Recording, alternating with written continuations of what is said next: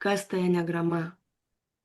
Mes matom ženklą enegramos, tai yra ratas ir va 9 charakteriai. Tai savęs pažinimo, kitų žmonių priėmimo bei pasaulio suvokimo modelis. Tai yra be galo gili ir didžiulė sistema, kuriai yra labai daug metų, kuri pripažinta yra visame pasaulyje. Ir ji atskleidžia pasąmoninius motyvus.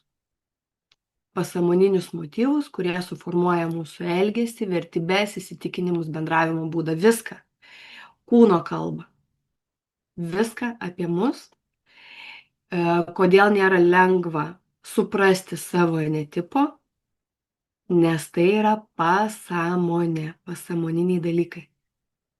Ir labai dažnai netgi tenka pasivaikščioti, arba žmogus sako, atmetimas įvyksta, ne, čia tikrai ne aš. Tai vat reikia atkreipti dėmesį, jeigu vyksta atmetimas, irgi, ar ne, pagalvoti, apie ką tai yra. Kiekvienas enegramos specialistas žino, kad privalo leisti pačiam žmogui nusistatyti savo enegramos tipą. Dėl to, kad tai gali prilygti operacijai. Kiekvienam savas laikas, kiekvienam savas tempas, kiekvienam savas suvokimas apie save. Todėl teigti, žinai, kad tu toks, negalima. Negalima rodyti pirštais, tu toks skaičius, tu anoks. Jeigu žmogus sako, aš save matau tame ir tame, okei, tikrai tikėtina, kad tu toks ir esi, ar ne? Bet šiaip enegrama yra, labai gili ir stipri sistema, kad kažkaip vertinti ir uždėti, vat kaip ir sako, ne, uždeda į kažkokias dėžutes, ten dar kažkaip, ne, įkalina, ne. Tai kaip tik praplečia, jeigu aš pats sąmoningas ir suvokiu. Neuždarau savęs, ne, o atvirkščiai. Tai dėl ko dievinu enegramą, nes jinai parodo asmenybės augimo kelią. Tai yra tai, kad ne tai aš sužinojau, sužinojau ir ką? Aš toks, ne? Ne. Tu priimi. Pradžiai tu priimi save tokį, tu suvoki, dėl ko tu toks esi, o tada ką su tuo daryti, ką aš galiu su tuo daryti, kad išsilaisvinti iš savo tų pasąmoninių programų. Tai manoma, kad enegramos simbolis atsirado Babilone prieš 2500 metų prieš Kristų. Ir šį simbolį pristatė Gurdžievas, labai įdomi asmenybė, kuris buvo 8 charakterio, bosas. Jis labai daug keliavo, rinko informaciją įvairią, ezoteriką, religiją, muziką, įkūrė savo dvasinio vystymosi mokyklą, kur žmonės net pasiliko gyventi. Jo teigimu, pagrindinė žinutė buvo ta, kad žmonės gyvena autopilotu, išjungia viską ir negyvena iš jausmų.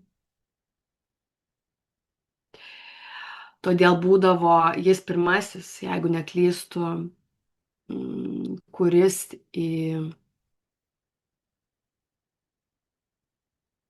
pradėjo su šokiais,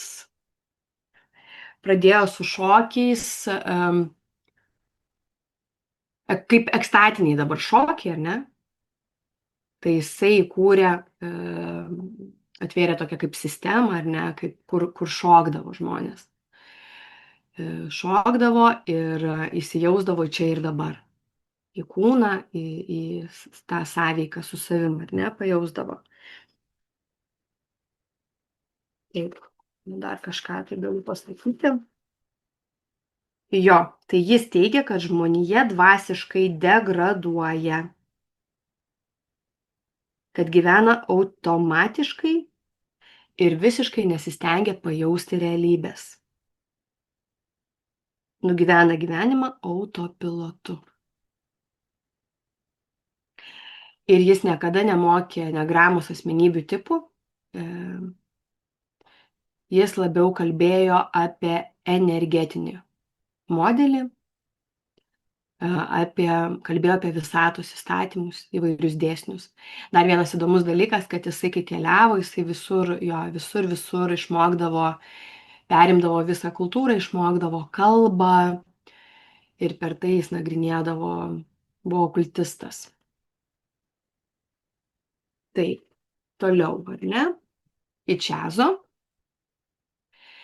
Tai jis buvo antrasis, kuris davė enegramai antrąjį gimimą, senosios išminties ieškotojas. Jis atrado ryšį tarp simbolio ir asmenybės tipų, susėdamas su 7 mirtinom nuodėmėm.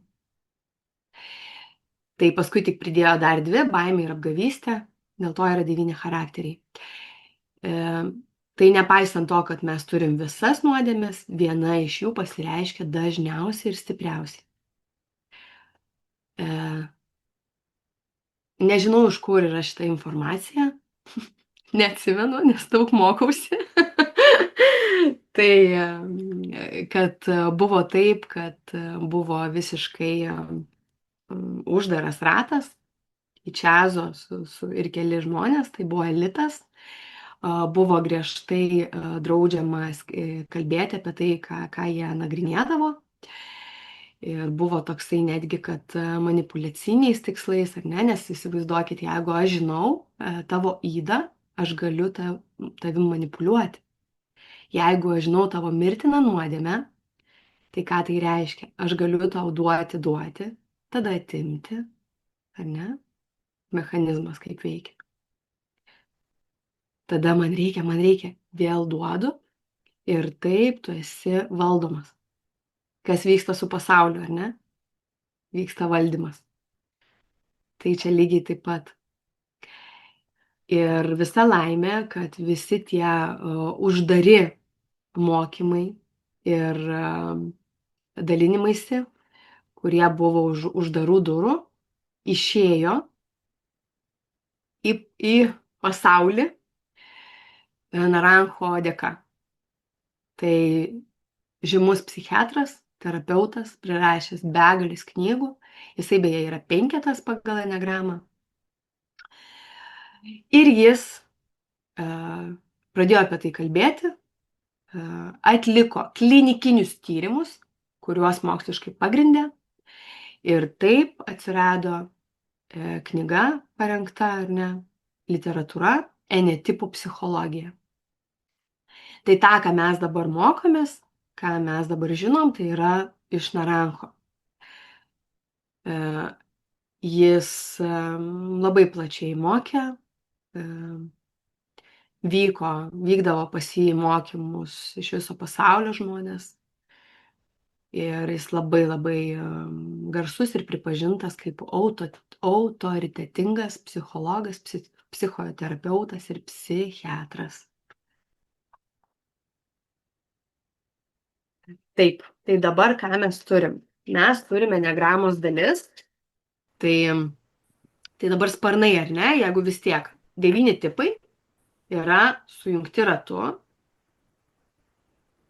ir yra kaiminystėje, sparnai. Mes įgaunam vieno ar kito sparną. Gali būti, kad mes turim vienu laikotarpiu vieną sparną labiau, kitu laikotarpiu kitą. Kartais būna, kad turi net ir 2 sparnus. Tai šiaip, aišku, geriausia naudoti abu, ar ne, nes mes tada turim daugiau savybių savyje. Tai lavinti abudu sparnus yra tikrai rekomenduotina. Bet gali būti, kad tam tikrų laikotarpių mes naudojam tiesiog vieną kažkurį tai sparną. Būna netgi taip, kad sunku suprasti, pavyzdžiui, čia vienetas su labai stipriu antru sparnu, ar vis tik yra dvejetukas su labai stipriu pirmu sparnu. Irgi, ar ne, būna ir taip, kad nėra taip lengva suprasti, koks enetipas. Bet tada mes žiūrim į motyvaciją, fiksaciją, prie kurios prieisim. Taip, kitas dalykas, va, rodiklės. Dar yra rodiklės, kurios sujungia šitaip tipus. Kas vyksta? Jeigu aš einu pagal rodiklę, tai mane nuneša ir tai yra mano stresas. Aš įgaunu neigiamų charakterio savybių šio tipo.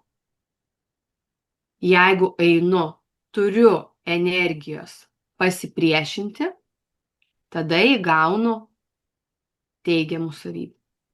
Va taip vaikštom prieš srovę arba nuneša pagal srovę.